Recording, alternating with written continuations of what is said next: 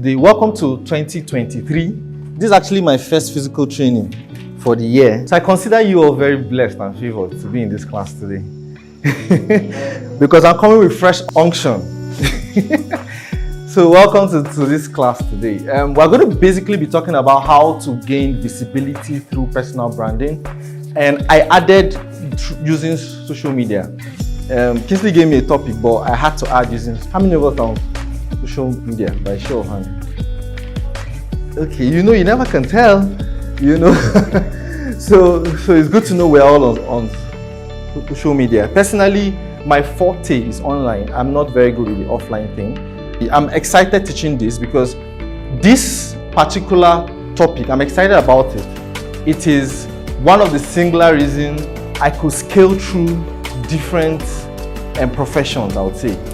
With what I'm going to be sharing with you today, you can reinvent yourself, and that's part of why my second title is Reinvent Yourself and Boost Your Relevance as a Super Realtor. I use reinvent for the sake of people that have been in the game for a while, but probably haven't gotten any, tangible result, or they have not met their goals, because results are relative. Is relative. Your goal that you hit may be different from what I consider as a good goal, right? You get, so we're going to basically talk about how to reinvent yourself to boost your relevance as a super realtor. Now, I'm going to add here that what I'm going to be sharing with you, you can literally use it in any other industry. It works. That was how I could scale my internet marketing business to multiple figure, and that was also how I could come into real estate, and in 12 months became the best realtor for the year, selling over 50-something plots of land in like 11 months or so. So this is the same thing I'm going to be sharing with you right now. Now, at the end of this class, we're going to be learning, I'm going to be showing you a few points to boost your visibility and sales, because the truth about the matter is that visibility is sales, especially in this social media era we live on. Let me give you a small statistic. So currently, world population say we're about 8 billion, right? As of January last year, over 4-point-something billion were on social media. No, you didn't hear that right. Like 4-point-something billion use social media on a daily basis. So literally, when I say daily, I mean daily. How many of us use social media here every day? At least every day, And if you watch the Social Dilemma, if you watch that documentary, it's on Netflix. Fantastic documentary. I recommend everybody that uses social media to go and watch it. The Social Dilemma. You will understand why that population is growing exponentially. Every day is growing. There are things, that's not part of my topic, but there are things that were embedded in creating social media that makes for addiction. That's a fact. That's a fact, right? And so we're going to use it to our advantage to build our business. Is that okay? All right. So I'm Jeff Anozie. For those that don't know me, I'm a realtor. I'm an internet marketing consultant. I emerged top realtor in 12 months. The things that helped me get there is the things I'm going to be sharing with you in today's class. Now, to start with, I need you to understand that people buy emotionally. People buy emotionally. I'm going to buttress this point, but I need it to sink. People buy emotionally. I know this for a fact because in the last 2 years, this month made it 2 years, I took real estate very seriously this month. And in the last 2 years, I know that, having sold close to 100 plots of land personally and having spoken to hundreds of clients, of prospects, I understand that people buy emotionally. They attach emotions to sales. And if you think about it for yourself too, you buy emotionally. There are some people you say, okay, if 2 people are selling something, you enter the market, 2 people are selling something. Sometimes you just feel endeared to one as against the other. And so you say, my spirit just connects with this person. That's why I'm doing business with him. Do you get that? That's because we buy emotionally, but we justify it logically. I'm going to give you a typical example. Last year, July, we launched Graceland Estate. That period, I introduced a couple of my friends to Graceland, right? And of course, I took them to the site and everything. Now, one of the sales that is a typical example of what I am trying to explain is when there was a particular friend of mine, he's also a realtor, and he got in contact with the clients in Ireland, right? And the clients, long story short, the client sent her cousin to the office here. I was here that day. Sent her cousin to the office, and the cousin met me. So after meeting me, they wanted to go and make a transaction, the payment. And along the line, my name was mentioned between the cousin and the client. My name was mentioned. The client was like, she knows that name. They now came to the office. When they came to the office, the woman, the client, demanded to speak with me.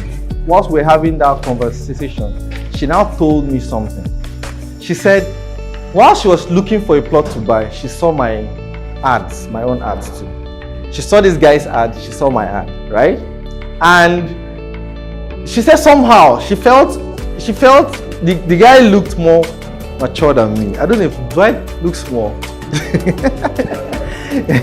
The guy looked more mature than me, and she just felt like, okay, this guy may understand this business more. This guy may be more trusted than me. Maybe I'm a younger person, and of course the money involved, and that was her first time of buying a property in Enugu, right? And so maybe the money involved, this guy may handle it better than me.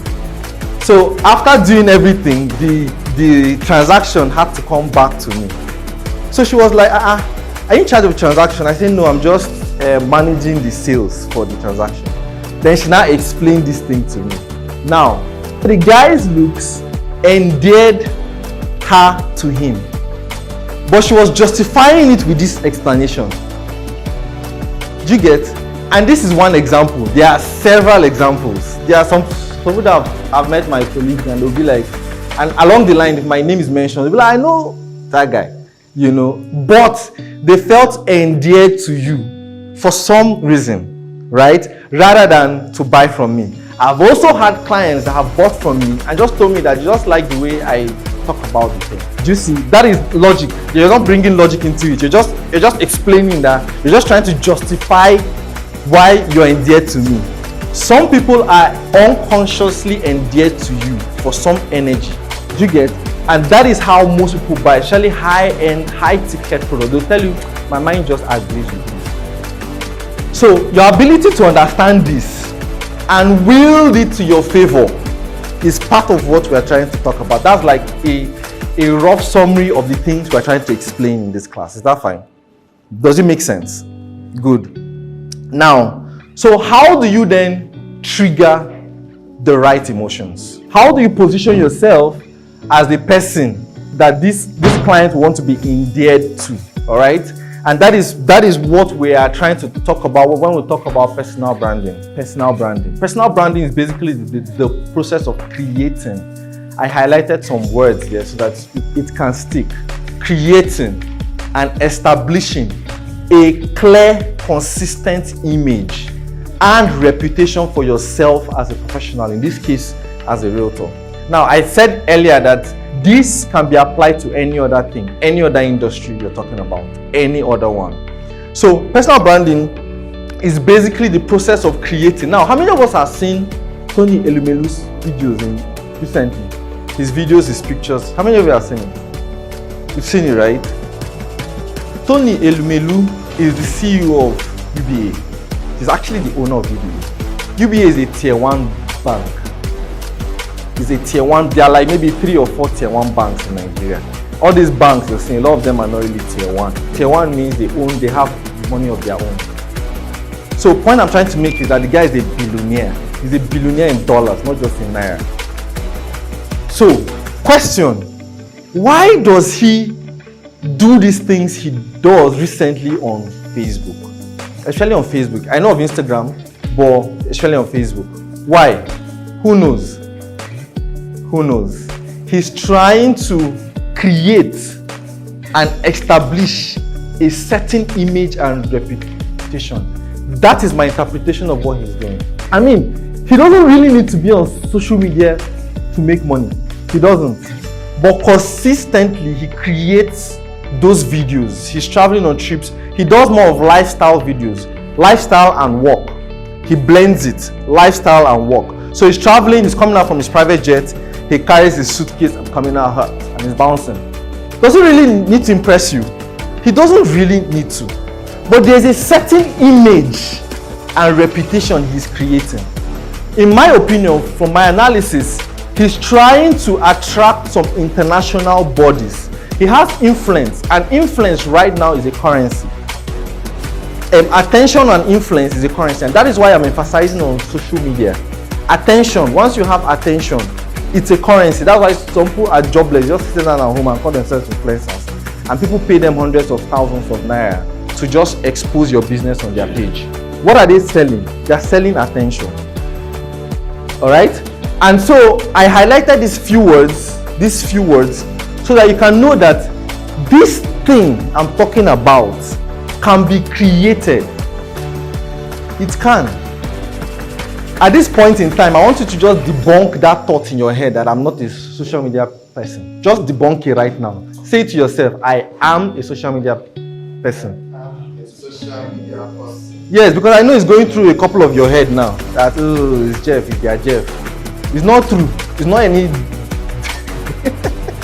Like, I hear that a lot. And when I hear it, do you know what I hear? I don't like money. Yes, when you tell me things like, oh, I'm not a social media person in 2023, what I hear is, I don't like money. All right? So, this energy, these emotions can be triggered by how? By what? By creating and what? Establishing a clear, consistent image and reputation. So the next few points I'm going to be sharing now is how you can create these things. Is that fine? Are we flowing? Any questions so far? So how do you trigger these right emotions? How can you trigger them? These things are not magic, they are not luck. Marketing, if you've attended any of my class, I say this all the time. Marketing is strategically done. It's not random. No, it's not. Posting on social media, any social media every morning, does not mean you're marketing. Hope you know that.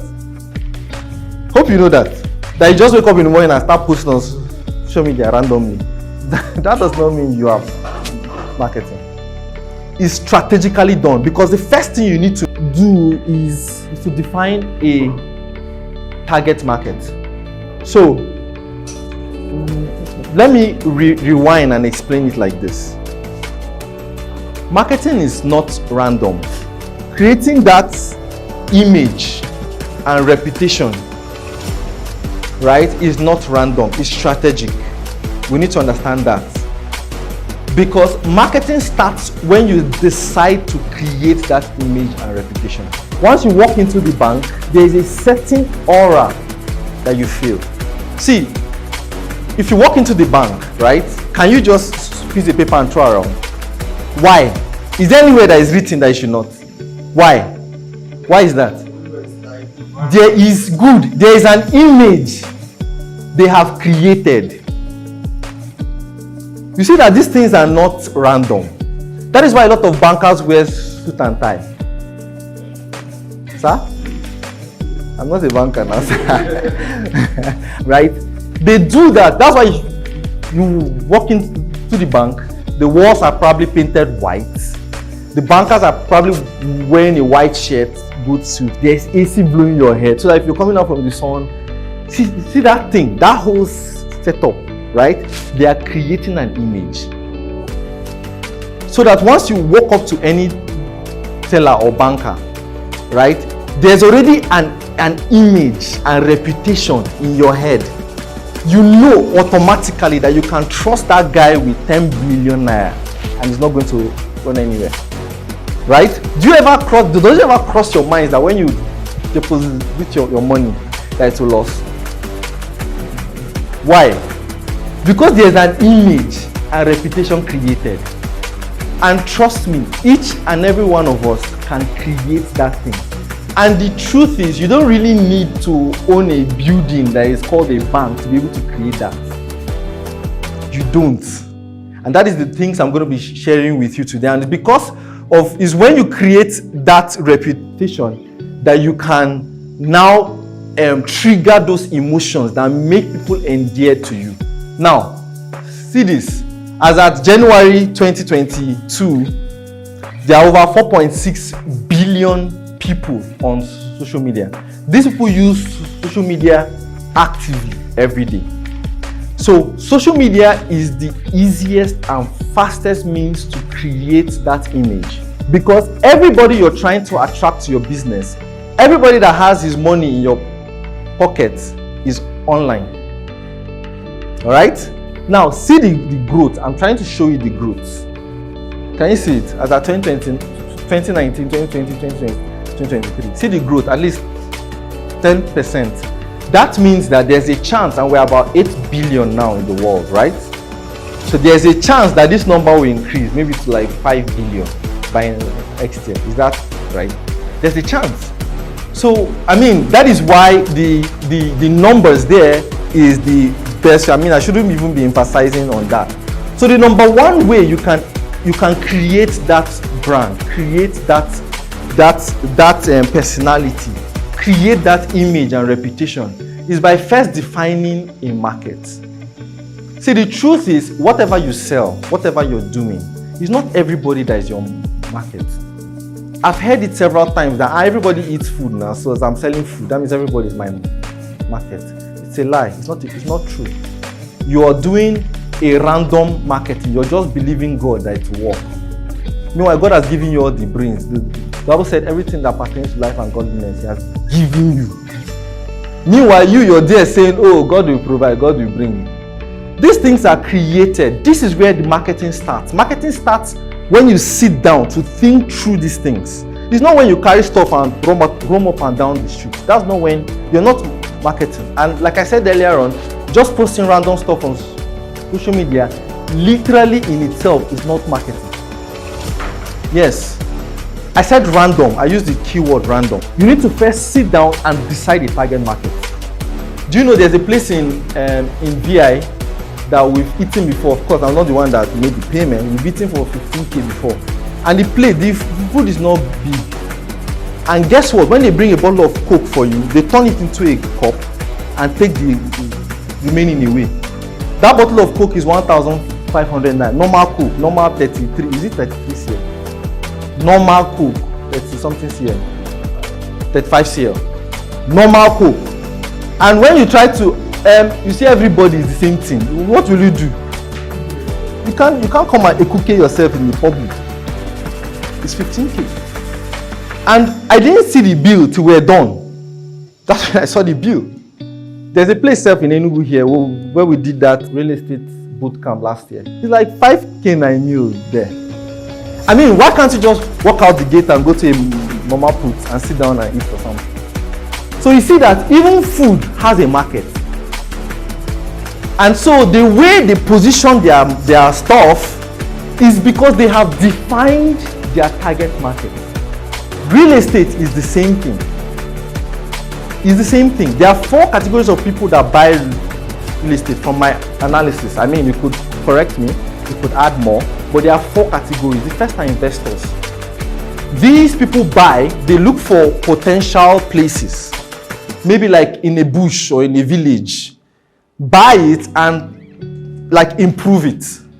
When they improve it, they now resell it. Or they buy a building, maybe a building that is under construction or rough building, then rehabilitate it and sell it. So what they literally do is that they look for potential at a very low rate, add value to it, and sell it at a higher price. Make sense? Those are the first category of people in my opinion. The second are homeowners. These are people that feel like, okay, they have made money, they have made some level of money, and have created some level of reputation for themselves. And so they don't want to answer somebody or guy as a landlord. There's a set of people like that. Usually all these retired palm secs or all these lecturers, professors that hammer some cash, or they made some gratuity or pension and just use that money like that and buy houses. How many of you have gotten calls like that? Say, oh, I want to buy a house. I want to put this money and own my home. Right? There's a category of buyers like that. There are those also that I call cash protectors. So there is the positive and negative cash protectors. The positive ones are those that understand financial intelligence. They understand what appreciation is. They understand what inflation means. They understand the time value of money. And they know that the 1 naira you have today depreciates by the second. In Nigeria, we have an 18% depreciation value in Nigeria. That means that the money you deposited in the bank today, by the end of the year, has depreciated by 18%. And inflation is a thing. It's a norm. It's normal. Things go up, they don't come down. Right? So these people understand these things. And so they like to put their money in an investment vehicle that retains the value over a period of time. Make sense? Those are the first set of cash protectors. I call them the positive cash protectors. They're the negative ones. I won't mention their names, but you know them. Those ones, they have money, but they don't want some people in authority to know they have the money. And so they're looking for where to go and put the money inside. Right? And so they buy land, they buy houses, so that of course you can't see the money in their accounts. If those organizations they call EF, if they can't see the number in their account, they know that they just invest it somewhere. Make sense? So that's the third category of people I think buy land in Nigeria. And the fourth are Nigerians abroad. I call them diasporans. Yeah. They're the third category. As at 2020, Nigerians abroad remitted over $22 billion to Nigeria. As a matter of fact, that's the highest in Africa. Nigerians abroad sent over $22 billion, not naira, dollars to Nigeria. All right? As at that 2020, that was the highest amount of money sent from abroad to any African country in Africa. And they are the 8th highest in the world. That is to say that they remit they are the 8th number, 8, to remit, to send money to a country in the world. And guess where a majority of this money goes into? Real estate. A majority of it. Please help me. 22 billion in naira is how much? 22 billion US dollars in naira is how much? That was 9.something trillion. Hi, I'm feeling like Tobina. Do you get like half of Nigerian budget? Half! They remit it to Nigeria. Now, listen up. In these 4 categories, their needs as regards buying a property is different. The person that is looking for, the investor that is looking for a cheap land in a good environment, in a potentially good environment, because he doesn't know if it's good or not, is a gamble. But of course, there are things that we look out for when you're trying to buy a property in such kind of places. His need is different. Therefore, the message you are crafting to him is different. I don't intend to stay so much here. This is like my favorite part of teaching ever. Because I feel like a lot of people don't even understand what marketing is. You feel like it's to roam around the street that is marketing. It's not. This is marketing. Sitting down to decide these things and analyze the market and know who you're going after and what the message you are preparing for the person is. That is marketing. All right? And so the needs and problems of these people is different. And so the language they understand is different. For the investor, he understands cheap and ROI. That's his language. So when you're conversing with him, we teach this in closing. When we teach closing, this is exactly what I teach. When you're conversing with him, first, you need to quickly analyze the kind of buyer he is. As a good realtor, let me just add this here. As a good realtor, your job is to listen. Listen. When clients are talking to you, you listen. You listen for trigger words. And when you understand this category of people that are buying, some words he will say, you will just understand where he is. And so you now know his problem. Because once you understand the market, you then know their problem. And once you can solve this buyer's problem, or he feels you have a solution to his problem, he will buy from you. Yes, it's almost automatic. I'm so close to 100 plots of land in 2 years. In the first year alone, we did 54 plots. That is almost a plot every week. So understand this thing I'm saying. And I've taught several others and they are closing deals. because of this thing. It is understanding the client. So for the investor, his words, his problem, his need, it's called a need. Everybody that is buying either is running away from a pain or is running towards a desire. I mean, that's another class. But his need is what? Cheap and ROI. Next, the homeowners. ROI, return on investment. He's a businessman. He's looking for where he will buy something cheap and get a good return in a period of time. The buyer, the homeowner, for me, I feel their major need is prestige. That's my opinion. Because at a certain point of their life, they feel like they're too big to be paying rent. And that is a valid desire. As a matter of fact, expensive things are born out of desires, not out of needs. This is something you learn when you start selling high ticket stuff like lands. You must understand these things.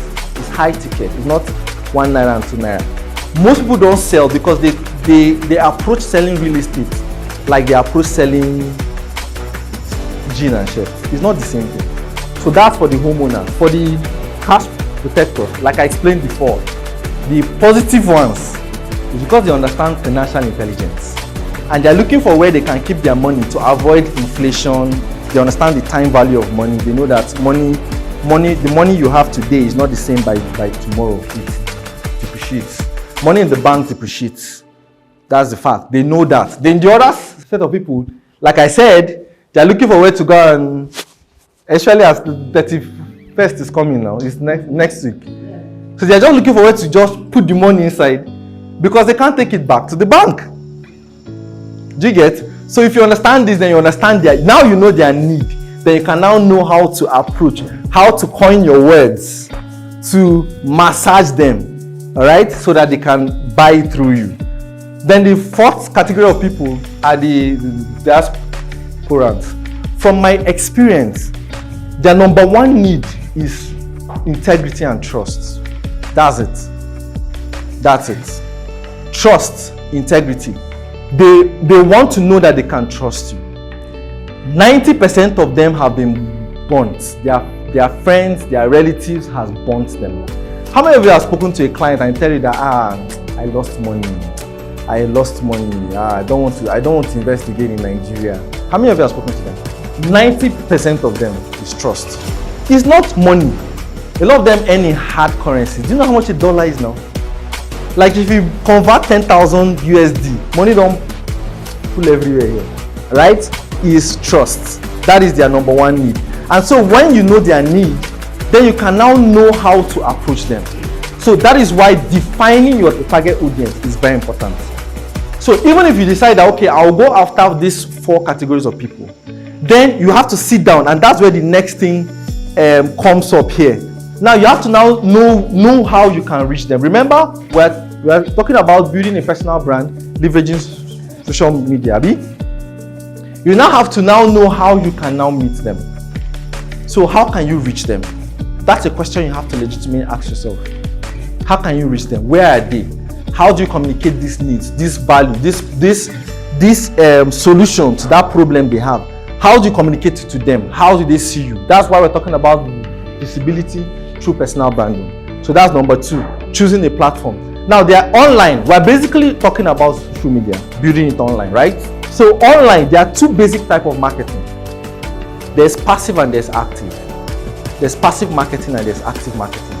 So that simply means that, in other words, there is search marketing. So some people go online to search for a specific product or solution.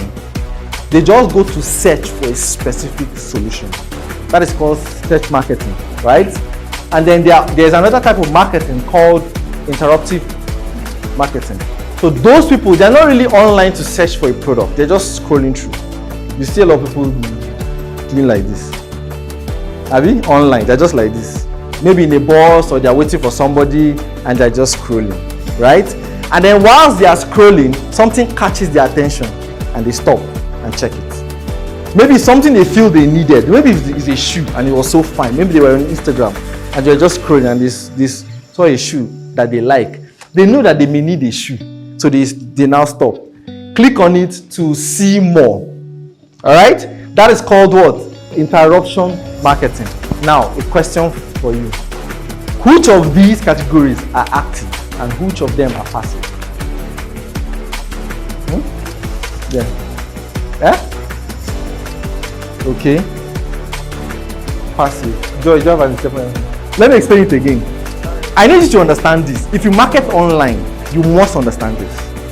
Otherwise, all you're doing is random marketing. You're just hoping that God will answer your prayer. That is not a strategy. It's not. So if you market online, you must understand this.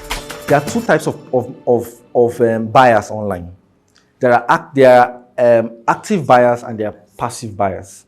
So that means there are two types of marketing. There is search marketing and there is interruption marketing. All right? Search marketing, I'm just explaining it again so that you grab it very well. Search marketing is the marketing where somebody deliberately, let's say you want to buy a shoe now, you go online specifically to look for that thing.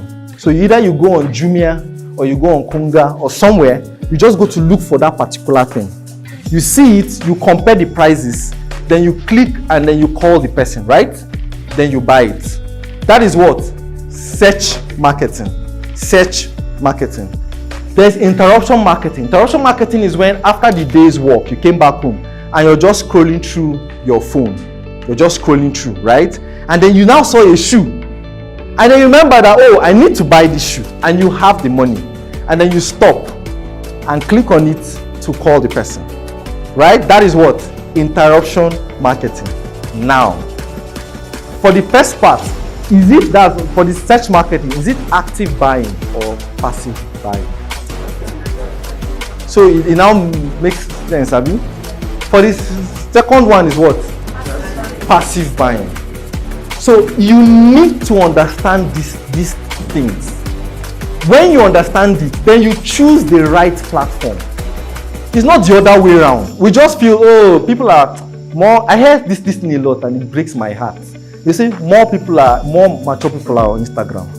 Immature people are on Facebook. Really? That's like you're just like that person that entered church and pray all day and hope that when you come out, money is in your account. That's exactly what you're doing online. Yes. You ought to understand this. That's why I'm taking my time to explain it. You must understand it. When you understand it, then you now know the platform to choose. When I started real estate, I'll just give you a simple example. A lot of you must have heard this story before. When I started real estate, I used to be very active on Facebook. I used to be an internet marketer. So my domain was Facebook. Besides, I stammer and I'm a shy person. In case you don't know, it is true. Whether I believe it or not, it is true. Yes. So, yes, I do. You must have heard it, somehow. So I used to be more active on Facebook. Then I decided to define my target market. So everybody told me that, Jeff, you're good here. Why are you now moving to this thing? This is a saturated market. As a matter of fact, out of every 10 young men you see on the road, 6 are agents. 6. Guess what? Out of every 4 job losses or people out of job, inside 5, 3 are agents. So it's a super saturated market. How do you then stand out? That was the question I asked myself. How do you stand out? And so I decided to, that is why I say marketing is sitting down to decide these things. That is where the marketing starts. In my opinion, once you have decided on these things I'm sharing with you now, you are like 50% through. The remaining is implementing. And implementing, any damn person can implement. Anybody can bring out their phone and post something. It is free. But do you understand what you're doing? Is there a strategy to what you're doing, or is it just random? Alright? And so I decided that, okay, so I'm going to go for the 4th category, Nigerians abroad. That was my option. So for the first 1 year, I marketed strictly to Nigerians abroad. As a matter of fact, if you're even in Nigeria here, you're telling me about land, I'm beginning to say, oh, I am corporation, I am this one. I don't even take it very seriously. Because I had defined the market. And it saved me a lot of energy and time. Once I talk with you, like I said, I just explained to you the different categories. So once I speak with you, I have already categorized you. And my language to you changes. And that is why I went through the video marketing route. Because I understand that their major need is trust. Trust. And so when you're making videos, you're using a lot of senses. As a matter of fact, when you talk, 70% of what you're saying is non-verbal. You know that, right? It's non-verbal, because I can be saying, I am feeling so fine, I'm very excited. I'm so excited. Oh, I'm so excited. Do you believe me? So you see that my words are irrelevant compared to my actions. You see that, right? That is why I went through the route, because I understood that that market, their need is trust. So how do I from the scratch build that trust? So I went through videos, because with videos you communicate non-verbally, energies are passed. Do you know that if everybody in this room now is dull and somebody comes in and say, hey, there's something exciting happening, what happens? He starts smiling. See, you're already smiling. Because energy is passed. Do you get? And so when you use videos, when I knew that when I use videos in marketing, my energy is passed. And if I'm excited about a product, I will pass on that excitement. Make sense? This class I'm teaching you guys is very expensive, man. So by the time you've defined that, by the time you have defined your target market, then you can now choose a platform. Choosing a platform is where you can now decide how to reach them. Because you have to decide it, you have to understand it. So I went through YouTube, right? Because I know that where they are, internet is not a problem. It's we here that used to say MB, not MB, where of MB. It's here we do all those things. So. It's here. Abroad, I mean, by the way, let me even add this here right now. This is 2023. Nobody should annoy me. All these people that you call and tell you that, oh, I don't have MB, that's why I did not do the work. Really? And you want to market online? And you're offering your MB? Really? Really? Like, seriously? No, but it doesn't even make sense to me. If you're marketing online and you're offering your MB, and a client decides to call you at that time your MB is off, how will you answer? See, he will call the next person. In fact, it's me he will call. Sharp. That's a fact. People don't have time. And you see that time in the hot. Some people want to achieve it then. Get answers immediately. I mean, this is, by the way, sorry I'm violent. Am I? I'm blessed. Am I? So, once you're done with that, the next thing is to, next you need to show authority. All right. So, you've understood these two, right? Define a target market. Next is what? Choosing the right platform, right? You understood? Is there any question there? No. Haven't defined a target market. I talked to you about the 4 major people that buy, right? Next, you choose the right platform, right? Then third, you have to show authority. So you need to show authority. And how do you show authority? By sharing valuable content. Now, let me ask you guys a question. Why do you believe that everything I'm telling you is true? Because you're successful. So what makes you think I am? So have you seen any of my results? Say looking over me. No, so here's the thing. Here's what I want to explain.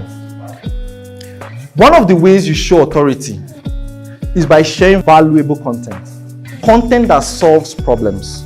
So one of the first things I started when I began real estate early 2021 was I began to teach my potential market the do's and don'ts of investing in Nigeria. So rather than just share content about my property, I added valuable content to help solve their problem. Remember, I had defined an audience. I had chosen a platform. The next thing I was now doing was to show authority. And how do I show authority? By teaching them what and what not to do. An example of things I was doing then was, I could say 3 ways to invest successfully in Nigeria. and then I explain way 1 this, way 2 this, way 3 this. At the end, I then tell them that, see, I am trying to help you so that you don't fall victim of fraud. I am also a realtor, so if you buy from me, I make a commission.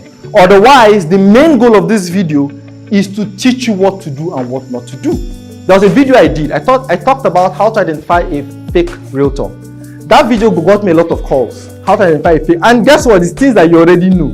First, the person, doesn't have enough information about the property.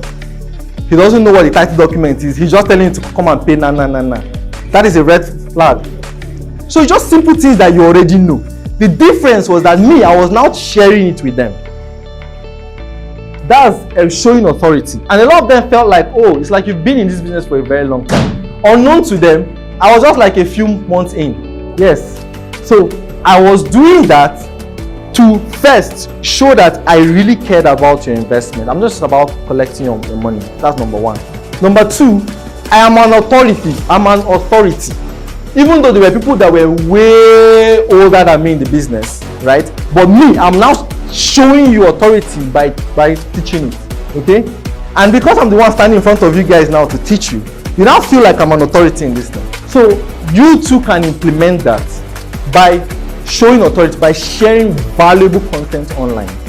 As a matter of fact, I will recommend the first quarter of this year, do 80% valuable content and 20% properties, because they call the people that do valuable content more than people that just share properties. Believe it or me, I'm 2 years in the game, and this is exactly what it is. So a client has called me before and told me that the guy is in Ireland, in Dublin. He sent me to Lagos. That was, I think, March last year.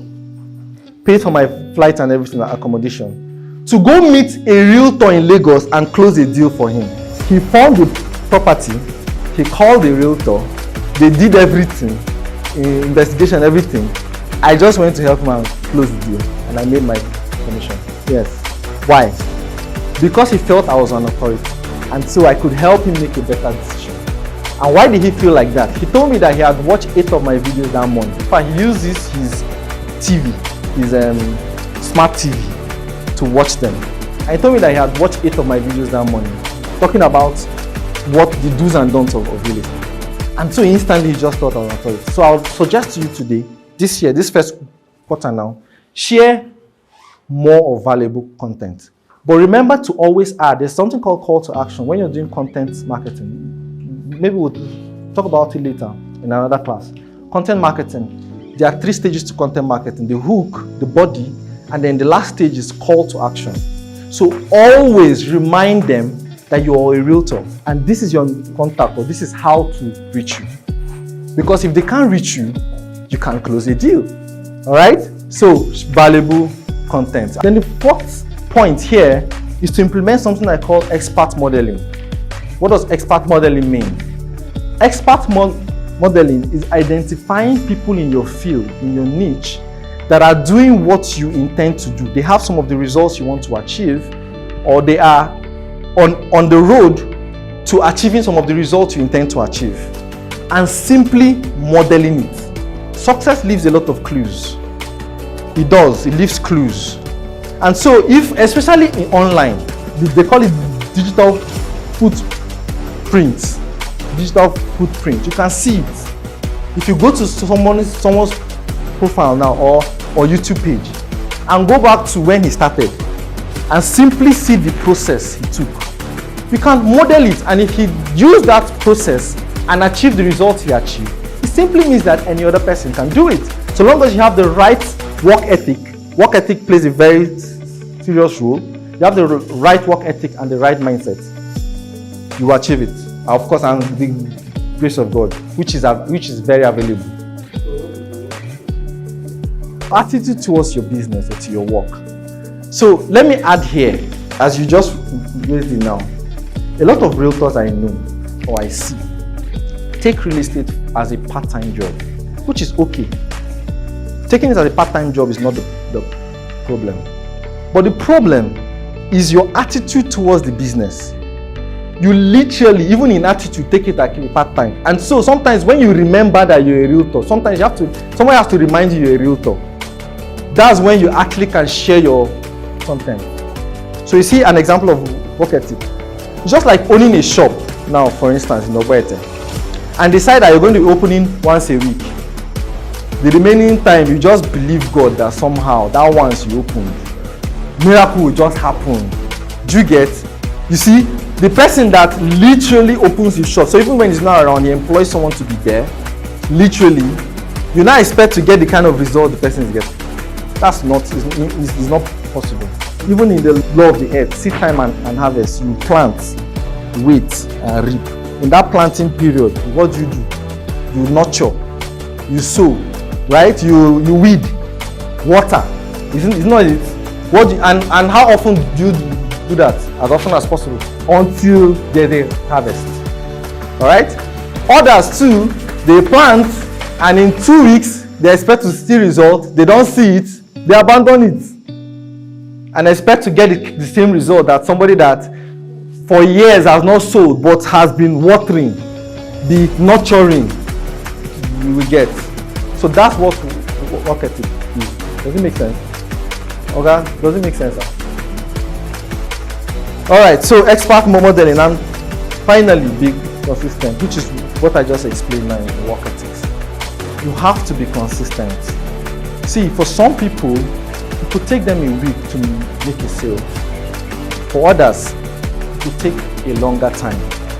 As long as this first 4 points, you define the correct market, and you're not doing a random marketing. I'm sure everybody in this room today, going forward, is not going to be doing random marketing again. Amen?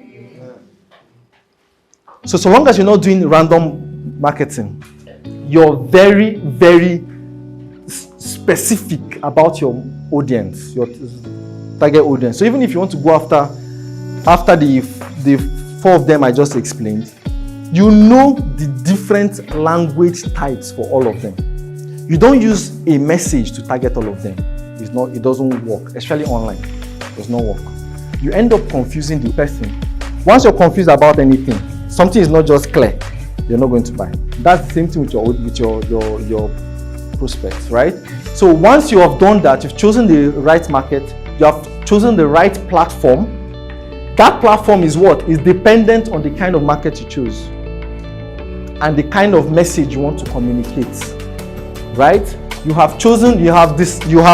You're creating content and showing yourself as an authority, and you have implemented expert modeling. So expert modeling is on the side actually. It's something that can help you boost fast. I mean, you don't have to reinvent the wheel. You don't have to. People have made mistakes. So all you need to do is trace their steps, but be original about it. I must add here that you must be original about it. It's not a copy and paste thing. It's a modeling. Modeling is different from copy and paste. All right? So just see what they are doing and then model it, walk in the path. But bring your originality to it. Some people will buy because of you. Some people will buy because it just connects with you. Some people will not buy from me because they don't like maybe the way I talk. Some people buy from you because they like the way you talk. All right? So you have to bring your originality to it. Then be consistent. When I say be consistent, I'm talking about 2 things here right now. Be consistent with your marketing. Be consistent with your brand. If you decide that okay, you're going for any of those market types, remember I just explained to you the different needs they have. The investor's need is he wants to buy at a very good price and have ROI within a certain period of time. That is why he's in business. The other person is probably prestige. And when you listen to the conversation, you listen to the words he used, you will know his problem at that time. I've had a number of clients that call me and be like, Jeff, I want to buy a property where there's no rented apartments. It will be foolish of you to hear that thing finish and still go and be forcing the person. Oh, one place natural layout.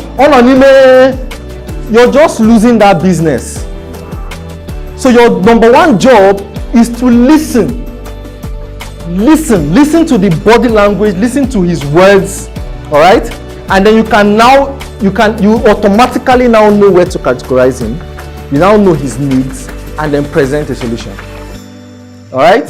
So I'm talking about consistency in that regard, and consistency too in your work ethic, in your showing up and all of that.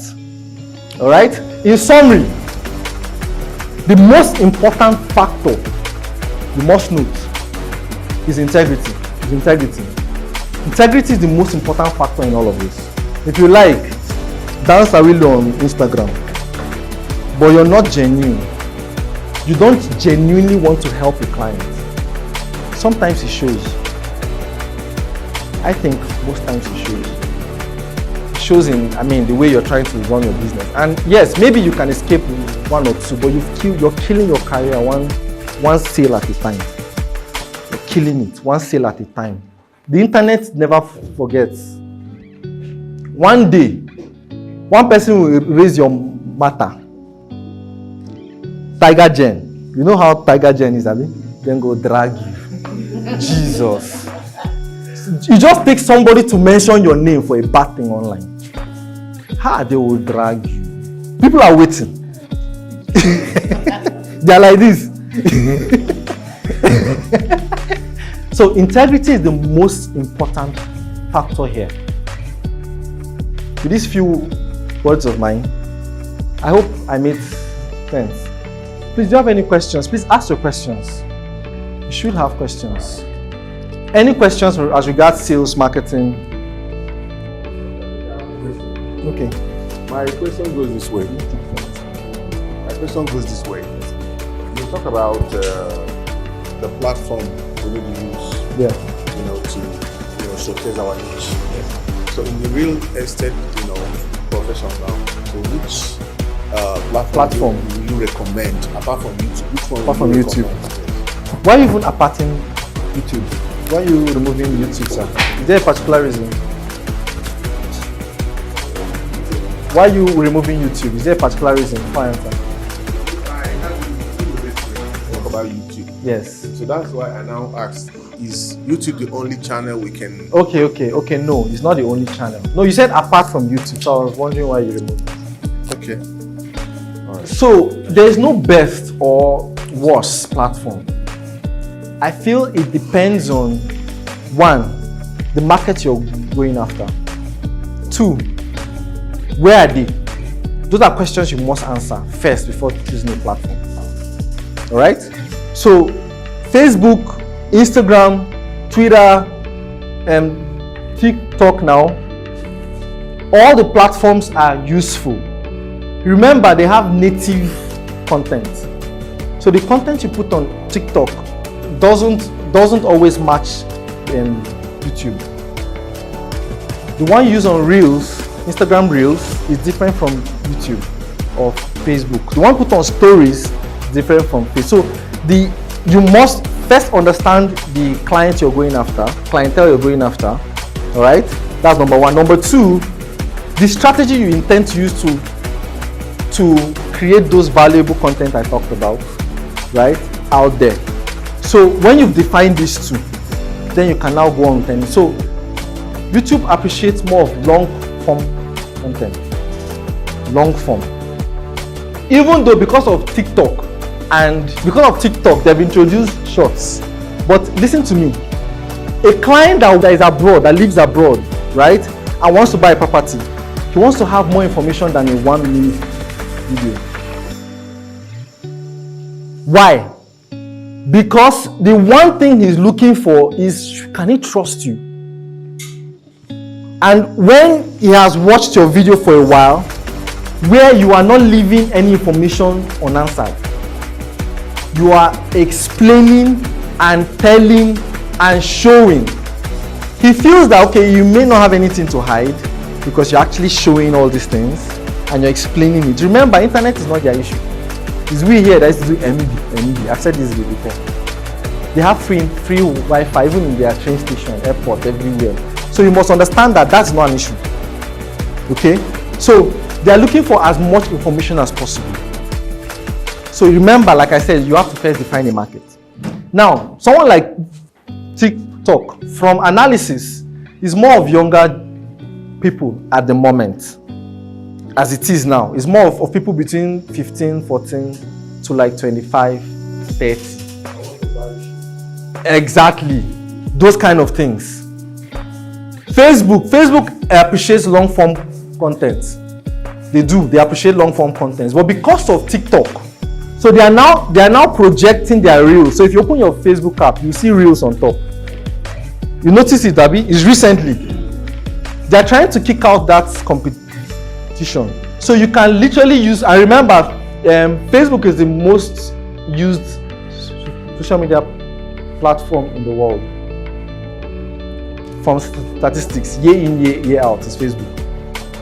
It's Facebook, right? YouTube is a search engine. Remember I talked about search and interruption. So that also comes to play. So there's no specific, oh, this is better than that. I feel it's just dependent on your strategy. YouTube is a search engine. It's owned by the #1 search engine in the world, which is Google. Google owns YouTube.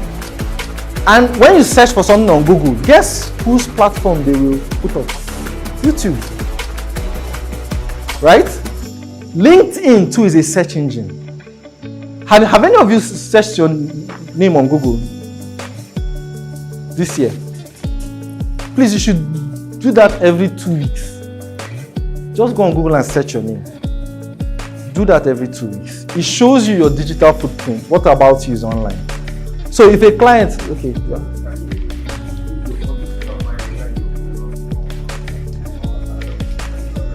You can use your phone, you can use another person's phone. Just go and search.